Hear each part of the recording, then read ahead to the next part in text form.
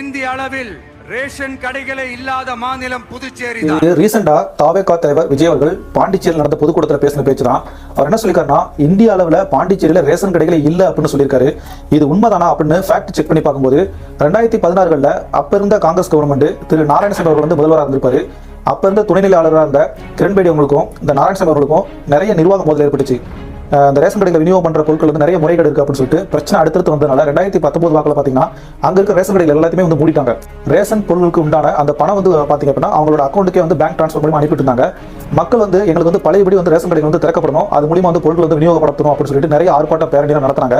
அதுக்கப்புறம் என்ஆர் காங்கிரஸ் வந்து திரு ரங்கசாமி அவர்கள் தலைமையில் வந்து ஆட்சி அமைச்சாங்க. அது அவங்க வந்ததுக்கப்புறம் பார்த்தீங்க அப்படின்னா இந்த ரேஷன் கடைகள் 2024 வந்து மீண்டும் திறக்கப்பட்டு ரேஷன் பொருட்கள் எல்லாமே வந்து ரேஷன் கடைகள் மூலமா விநியோகம் செய்யப்பட்டு வருகிறது. இதை ஏன் சொல்ல வரேன் அப்படின்னா, தாவேகா வந்து ஒரு வளர்ந்து வரும் கட்சி. விஜய் மாதிரி ஒரு ஃபெமிலியரா இருக்கிற ஒரு தலைவர் வந்து பேசும்போது அது இந்திய அளவில் சென்சேஷனல் நியூஸா மாறும். மொத்த மீடியா வர ஃபோக்கஸ் பண்ணும். அப்படி இருக்கும்போது ஒரு விஷயத்தை வந்து நம்ம மேடை ஏறி பேசணும் அப்படின்னா அந்த விஷயத்தோட ஏன்சி என்ன நினைச்சு இப்போ கரண்ட் ஸ்டேட்டஸ்ல வந்து என்ன ஃபேக்ட் இருக்கு அப்படின்னு சொல்லிட்டு ஃபுல்லா வந்து அது கிளாரிஃபிகேஷனோட பேசணும். இல்லை அப்படின்னா அதை வந்து அதுவே வந்து அவங்களுக்கு வந்து ஒரு பேக் ஃபயர் ஆகும். ரெண்டாவது வந்து ஒரு விமர்சனத்துக்குள்ளாகி கேலி கிண்டலுக்குலாம் உள்ளாக வேண்டியிருக்கும். அதனால தான் சொல்ல வரேன். உடனே தாவேகா தொண்டர்கள் வந்து கமெண்ட் செக்ஷன் வந்து கழுவி ஊற்ற வேண்டாம். நான் சொல்ல வரது, ஒரு தாவேகா மாதிரி ஒரு வளர்ந்து வர கட்சி வந்து ஒரு மைக்கை பிடிச்ச ஒரு விஷயத்தை பேசும்போது அதை ஃபுல்லா வந்து அனலைஸ் பண்ணிட்டு பேசணுங்கிறது என்னோட தாழ்மையான.